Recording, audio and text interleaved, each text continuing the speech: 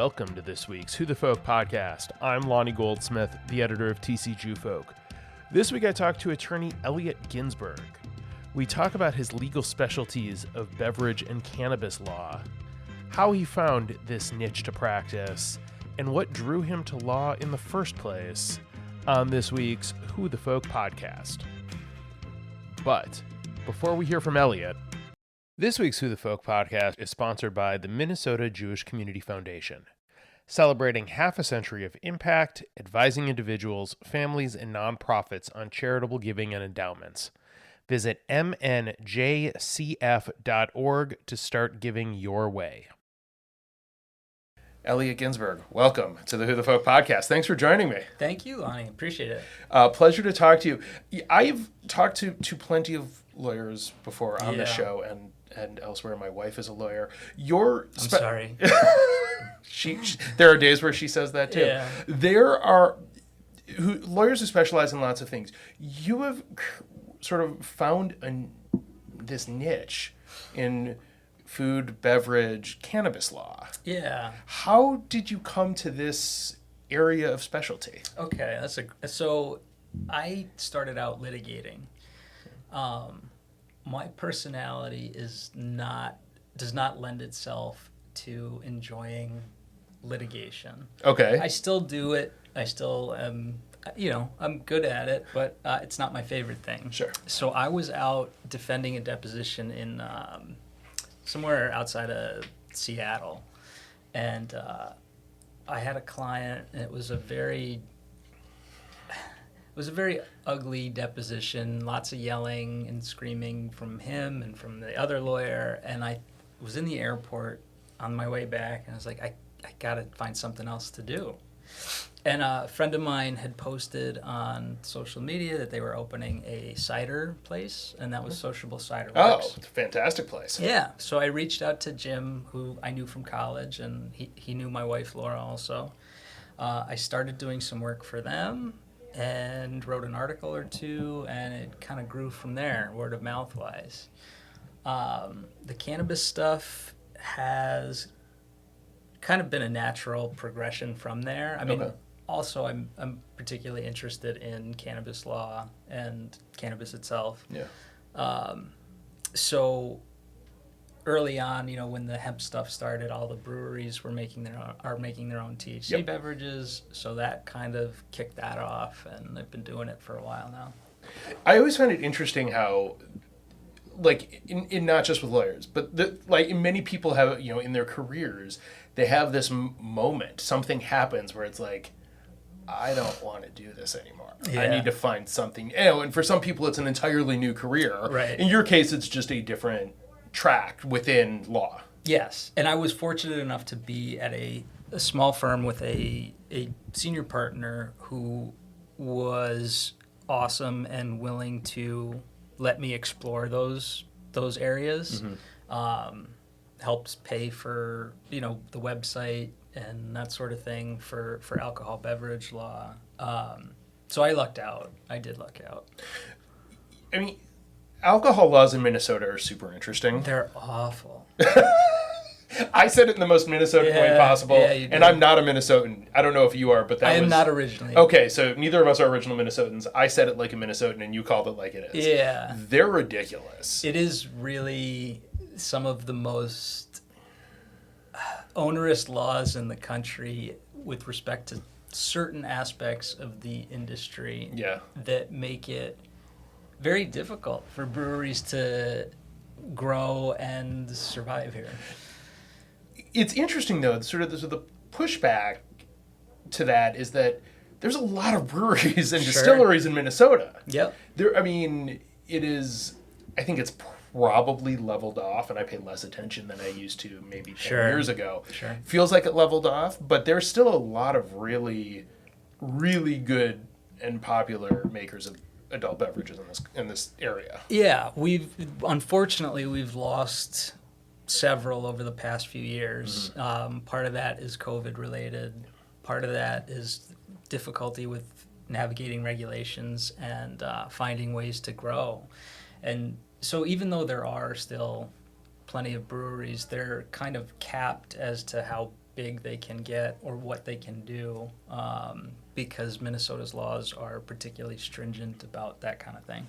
And for example, we are recording a couple days after the state fair ended. We went to the state fair this past weekend, and I was in line and for some food where they were also selling beer, and somebody wanted a beer but was told they couldn't because it wasn't 10 a.m. Sunday morning yet. Yeah. Yep. And the guy was left standing there going, wait, what do you mean? Yeah, I can't this get is the beer yet. This is the state fair. Yeah, yeah. Right, so it's not just how it affects the breweries and the people who make the product. It affects when people can get them, even in big public settings like the state fair. Right, and at the state fair, you would think. I mean, I'm not saying that they should actively encourage people to get wasted or anything like that. No, absolutely not. But if people have a beer or two, they're going to eat more food. They're going to spend more money on food. And that raises the whole cannabis at the state fair issue, which I would think the food vendors would be thrilled about that. The state fair didn't allow it this year. Yeah. Hopefully that's coming soon. Okay. But you would think the food vendors would be ecstatic. I mean, people stoned and hungry yes, are gonna buy a lot of food at the state fair. You would think so. Yeah. You would think. So, coming from life as a litigator into this specialized field, obviously there's lots of specialized fields of law. What type of, obviously you're not going back to law school, so like what kind of education did you need to sort of get yourself ready to play at this level? That's I had a lot of help. So I didn't start, I've always wanted to do sort of transactional work. Okay. I like that kind of thing. But because I was doing litigation the first few years out of law school, I didn't have the background. Fortunately, I had friends and colleagues in various roles around the state where I could call and say, hey, I've got this weird situation. What do you think about this? And I had a couple of people were very helpful in that process, so I was able to learn it as I went, only because I had the support of friends that were doing this kind of stuff regularly that could say, well, this looks good, but you might want to change this. It was I really lucked out. Oh, that's great. Yeah. What is the learning curve to get yourself up to speed? How steep is it? It was pretty substantial. I mean, there was there was plenty of time where I was terrified about what I was doing. Mm-hmm. I didn't know.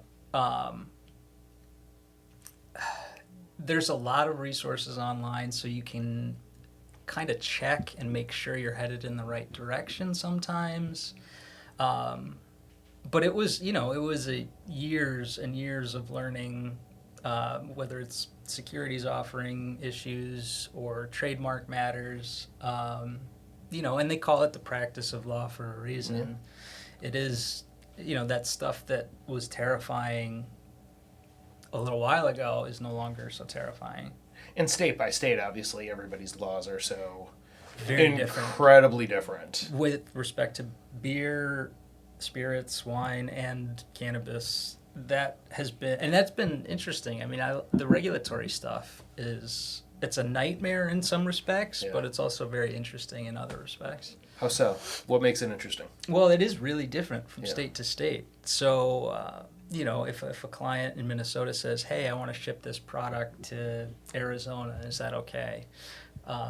It's not just looking at state law in Minnesota. We got to go over to Arizona law. And sometimes, frankly, most often the laws around cannabis from state to state are just not clear. There's a lot of ambiguity. There's a lot of open issues. So it's sort of a complex sort of navigation of all the rules out there. Is the cannabis stuff particularly so difficult to navigate because of the newness? Yeah, I think that's right. I mean, so I hope over time we start to see more of a uniformity when it comes to state laws and regulation. Maybe that comes when the feds eventually legalize. Yeah.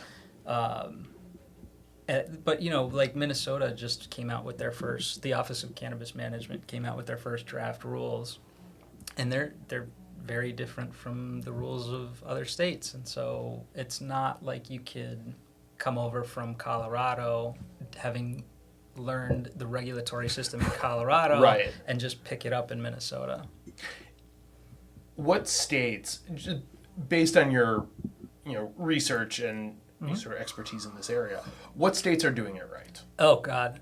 Nobody, I don't think. Okay, cool. All right. Yeah. Okay, so the answer is going to sort of lead into my next question, which I guess I'll jump to, which is, would it behoove the state to look at what other states are doing and try to cobble their rules together based on that, as opposed to trying to reinvent the wheel? But if nobody's doing it that right, then I'm not sure that makes sense. Yeah, so I don't mean to say that there was not an effort in Minnesota. There for sure is an effort. It is very hard to regulate an entirely new industry coming online. Yeah. And especially when you're talking about trying to help small local businesses or disenfranchised people, which is certainly what Minnesota tried to do. Right. But, like in other states that tried to do similar things, there were lawsuits from big companies and things had to change. So Minnesota, learning from those other states' experiences, crafted what they crafted. And the intention was there. It's just, in practice, it's very tough to do it right. Yeah. Especially when you're starting from scratch. And because there's such there's a centuries-long prohibition that has resulted in a lot of unjust justice out there, not Right. even justice out there. Right. And so trying to make up for that I think it's the right thing to do. It's just very hard to implement in a way that is going to survive legal challenges. Yeah. I mean, and there's the fairness element also, right? You're trying to be fair to a lot of different constituents, both, users and the growers slash supplier slash maker, depending on the product right. of it. And those in what they call the legacy market, right? The people that have been in the industry without it being legal for a long time. The trying to get them all into the fold, into the legal regime, Right. is a really good goal, but really difficult. Sure. How much of the industry do you think operated outside of the legalities before? I mean, obviously everybody, I suppose, technically did because it wasn't legal Right. then. But as they're sort of forming this, you talk about the groups that operated outside. There are still, it's interesting. So there are still businesses out there, like, operating in clear violation of the law. They know they are. I don't know what the state knows or doesn't know. But, like right now, it's technically illegal to sell cannabis flower. But there are places out there, whether it's online or some in person, and you can find it. Now, the state tried to crack down on that, and they did crack down on it, but it's still out there for sure. Okay. It's fascinating, the evolution of... I mean, and again, it's not even evolution. Is it evolution when it starts from zero? I suppose technically it is, but... Right. It's just out of nowhere. Here's a whole 300-page bill with 112 pages of regulations from nothing. Yeah. Right. Usually they're building on top of something when they change, like when alcohol beverage law, right? Like that changes as the industry changes. But in this industry, we're starting from scratch. Right. I mean, you mentioned the alcohol beverage industry changing with the Sunday sales, for example, and liquor stores being open on Sundays. Yeah. Well, I'm sure that there's plenty of shops on the borders of, Wisconsin and Iowa and the Dakotas that were bummed about that. That was yeah, absolutely. But like that's a change. At least there was existing laws to build off of. There were existing laws to build off of, and frankly, I think we were one of the last, if not the last state that didn't allow Sunday sales. So it wasn't like a new, let's see if this works kind of thing. It was like, this works just about everywhere else. Let's go for it. Right. I mean, there was, between the Sunday sales and like there's still some communities that own their own. The munis. The munis, like, yeah. It's just, it's wild. The state confounds me sometimes. We're going to see some of that in the cannabis space too, the muni thing. Interesting. And I don't think it's a particularly good idea for a lot of reasons, but I think we're going to see a fair bit of it. Really? Yeah. I feel like it should be, I also think like the beer and wine shop should be, private entities as opposed to city-owned entities. Yeah, so. yeah. I mean, if you go to a muni, generally speaking, you can tell. It's not as well put together as a private liquor store. No, that's absolutely true. Yeah. In terms of like the lobbying efforts and the writings of the laws for these sort of thing, how involved do you get given your expertise in the space? Passively involved, I think, would be a good way to phrase it. Okay. So, my wife, Laura, and her business partner, Layli Fatahi, started MN is Ready, which was an organization that kind of brought everybody in this space under one umbrella. Okay. That was the goal. And so I was on various calls with the coalition. I was on the board of MN is Ready. Okay. Right now, there's a group of some small cannabis lawyers, small business cannabis lawyers that I have a chat going with, and we're talking about what do you think of this rule? How should we how do we propose a change to it? What's the best alternative here? Okay. And so we submit things, and occasionally we get a positive response from the Office of Cannabis Management. Okay.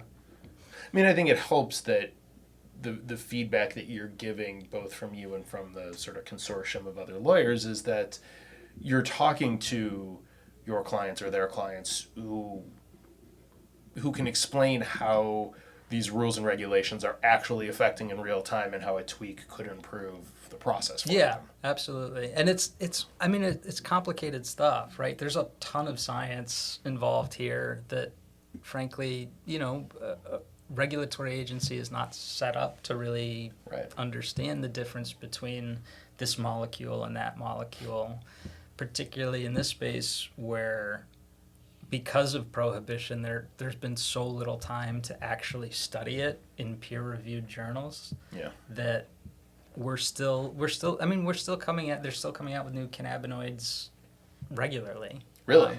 Yeah. How behind are we on science, do you think, because of the prohibition? I think really far behind. Okay. It's frustrating.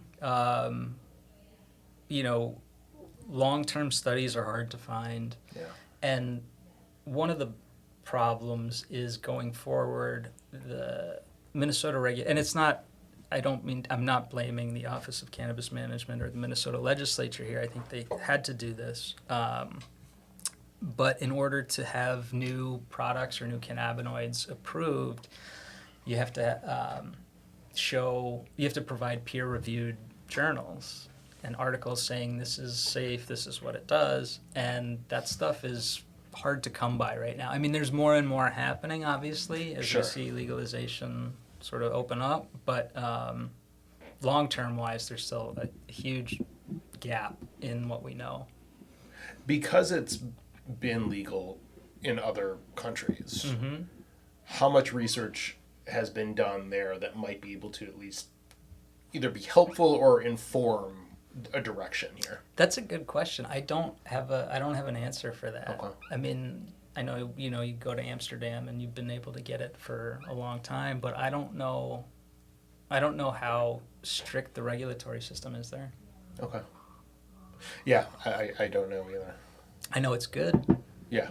Yes, that is very true. All right, so I'm going to change tack a little bit. Yeah. What brought you to the law in the first place? When I was a kid, I used to watch like some of those legal procedural Oh, shows. yeah. And I thought that was cool.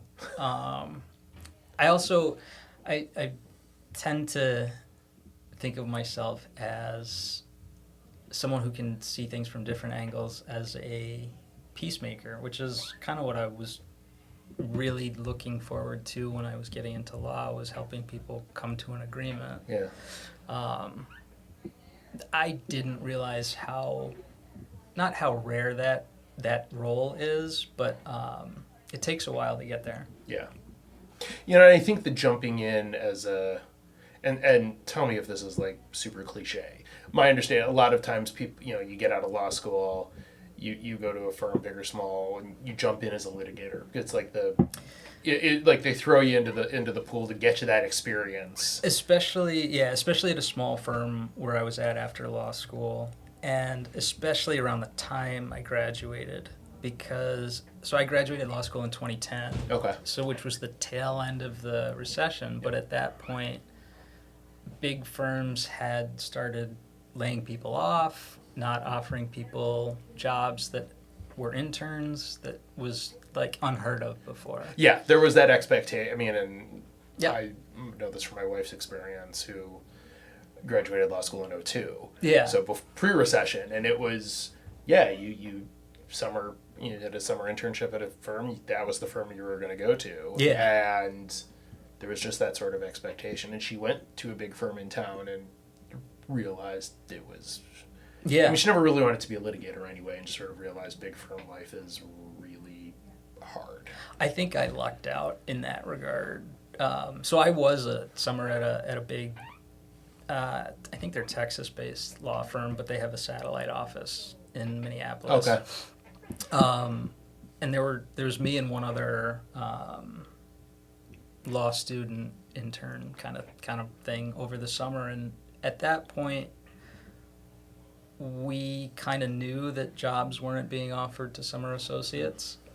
But, we had heard all the stories about you go to this dinner and you go out to that bar. Oh, and yeah, take you out they on wine the and boat. dine you. Yeah. Absolutely. We saw, very little of... I mean, I'm not complaining. Like, we would go out to good lunches and stuff like that, but it was not the experience that people before me had told me to expect. Right. No, I get that. Yeah. I get that. It's definitely... Yeah, that was about the time where the switch flipped and there was an evolution in the way firms started doing business with respect to recruitment and retention of young associates. And recently you've seen a ton of consolidation at the big firm level. Yeah. So, I think you probably did get lucky getting to go to a small firm and... Yeah, and the build a niche there. Yeah, and my partner at the time, so it's franchise litigation is what he does and what we do. Okay. And he's the lawyer that wrote the legal treatise on franchise law. So I was in a very good position to learn from him, and he loved to teach. So that helps, right? I mean, as a young associate, young up and coming lawyer, if you don't have a partner who's willing to teach and just throw stuff your way without any explanation, it can be really hard. Yeah, and he was very good about that. So absolutely. I mean, looking back at it, the fact that I was a summer associate at a big firm and didn't get a job offer has shaped my career, I think, and all because of circumstances outside of my control. I always wonder how a big firm would be, how willing one would be to just sort of let you take this area, this niche and run with it. Not many. I mean, even with ours, when I started doing hemp and cannabis work, it was like 2018, 2019. And so there was still a lot of hesitation about getting into that area. When we started doing that work, our malpractice insurance went up literally 100%, which was Yes. really frustrating. I'm ultimately I'm glad we did it, but there was a lot of hesitation and a lot of people and frankly, there are still a lot of people that are scared about getting into the industry. Banks are afraid to give loans, that sort of thing. I mean, that might take federal legalization before banks are more willing to get involved there. And they have the Safe Banking Act, which is intended to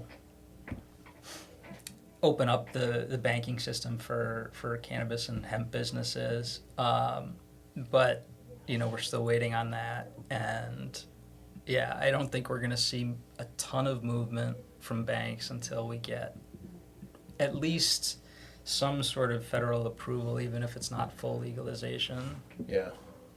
The Surly bill passed in the early 2010s, 2012, yeah. to 11, 12, something. Yeah. So at that point, were you doing the beverage? Were you working in the beverage space by then, or not? It was quite about yet? a year after the Surly bill, I think, is when I started. So I mean, that I think I always point to it, whether that's right or not, but that was the bill that started to change, I think, a lot of perceptions. Obviously, the next big one was the Sunday liquor store being open, but like the Surly bill was really the first one that started to change people's perceptions on beer and beverages in general in Minnesota. Yeah, right? and it changed the available business models. Yeah. So instead of having to grow through distribution, you could be essentially a local bar making your own product, which you couldn't do before. Right. So it was that's why we saw so many open after that, even whether they're medium sized, large, or small. Right. They needed that foot in the door. Yeah. It was just sort of strange to me at the time that it was it seems so logical now, but it was so much controversy around that back then. There really was, and for whatever reason, there's still a lot of trepidation when it comes to evolving and reforming alcohol beverage laws in Minnesota. Yeah. So most states, for example, if I'm a brew pub, I can distribute through wholesalers. In Minnesota, you can't. Right. In most other states, if I have one tap room, I can open another in the city 2 hours away. That's not true in Minnesota. And that's one of the reasons when I say like it kind of stifles growth. Yeah. There's nowhere to go. Yeah. What do you think the next frontier is in the type of law that you practice? I mean the cannabis regulatory structure is going to be where I spend a lot of my time focusing over the next year or so. Okay. So the Office of Cannabis Management issued their first draft rules. I submitted a number of responses / recommendations about things that I thought should change in the regulations. Okay. And I think they are. I think the office is open to input from outsiders. I mean, like I said, they've been in touch with us before. Okay. We've provided opinions and not legal opinions where they're actually like listening to us, but we say, this is what you're saying the law says, but we think it should be interpreted this way. And occasionally they agree. Oh, okay. Mm-hmm. That feels helpful for the future of where this might go. Yeah, I think again, it's they want to build a good system for Minnesota businesses. Right. I mean, obviously you have a vested interest in it because it's your practice and your clients, but the state clearly wants to do it right. Yeah. Eventually, I have faith that they'll get there. But they want to do it in a certain way that it makes sense to listen to the people who are sort of on the ground and working with their clients and the producers and the customers too. Yep, absolutely. And they've been receptive. That's great. Yeah. Well, it's going to be fabulous to watch where this all goes over the next I'm sure, several years. I was going to say, yeah, we'll probably see licenses in about a year. Okay. Maybe a little less than that. But we're not exactly sure, because at first there's not going to be nearly enough supply. No. Because cultivation licenses aren't going to be issued for a while too. So we'll see. I think early on we're going to see very expensive product just because there's not going to be enough out there.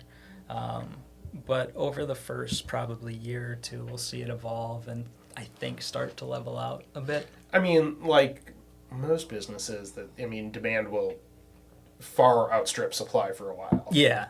I mean, this has happened in most other states or many other states where it's been legalized, where there's just not enough supply. So you have lines out the door and exorbitant prices and things like that because only a couple of shops can get their hands on the product.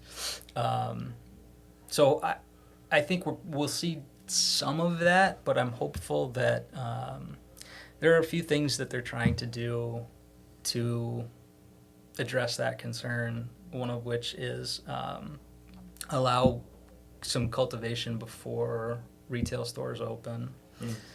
And then also, we don't know exactly how the Native American tribes are going to be involved in the state market, but they are allowed to grow, and if they are able to come to an agreement with the state, they might be able to sell the stuff that they grow into Minnesota. Okay. Off tribal land. Yes, be able to sell. Okay. Exactly, yeah. Well, that'll be interesting. A lot of interesting developments. This Yeah. became, I always knew it was going to be complex, but obviously hearing it from somebody who's on the ground doing it, it's going to be a very fascinating situation to watch over the next several years, I'm sure. For sure, yeah. Elliot Ginsburg, this has been great. Last couple questions, though. Yeah. We're going to totally change track Let's do it. What's your favorite Jewish food? Well, brisket. Okay. So my mom had this Coca-Cola brisket recipe. Okay. I mean, I can still taste it just talking about it. It's my favorite. Brisket with like a 2-liter Coke? Basically, but like with a bunch of other, garlic and honey and ketchup and like a bunch of things that you wouldn't necessarily think work together that do work together. That sounds really good. Yeah, it was fantastic. Oh, that's awesome. Yeah. And what's your favorite Jewish holiday?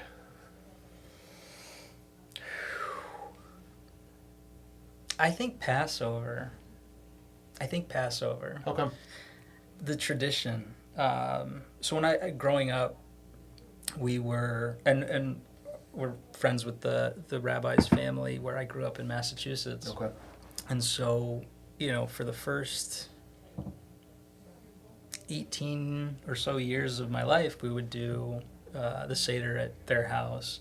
And our rabbi was fantastic. He actually flew out to Minnesota to do our wedding. Oh, that's awesome. Yeah. So he was a really good family friend, but he would he would involve everybody, the kids, and he would make it legitimately fun and funny and didn't take himself too seriously. And I'm not doing a Seder nearly to the extent that I used to do the Seders with him, but I'm trying to bring in some of that, like, let's keep this fun and enjoyable.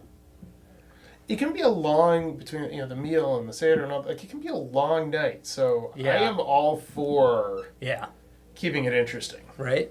And keeping it moving. And keep it moving, keep it interesting, keep it accessible for everybody, like, that matters at a Seder table. So my dad was dating someone years and years and years ago, and he went to a Seder at her father's house, and I think it was an 8-hour Seder, something obscene like that, where they sat down at 5 and weren't done until after midnight. That's not okay. Right? I can't imagine. I mean, not to me at least. I'm sure there are listeners for whom that's just fine. To each their own. Listen, far be it from me to judge other people, but that does not sound enjoyable. No. There's got to be something. There's got to be a little way to shorten that. I would hope so. I would think. Yeah. Elliot Ginsburg, this has been a blast. Thanks for coming on and enlightening all of us on what's coming in your world. I appreciate it. Thanks so much for having me, Lonnie. Appreciate it. The Who the Folk podcast is a part of the Jew Folk Podcast Network and a product of Jew Folk Inc. Please subscribe, rate, and review wherever you get your podcasts.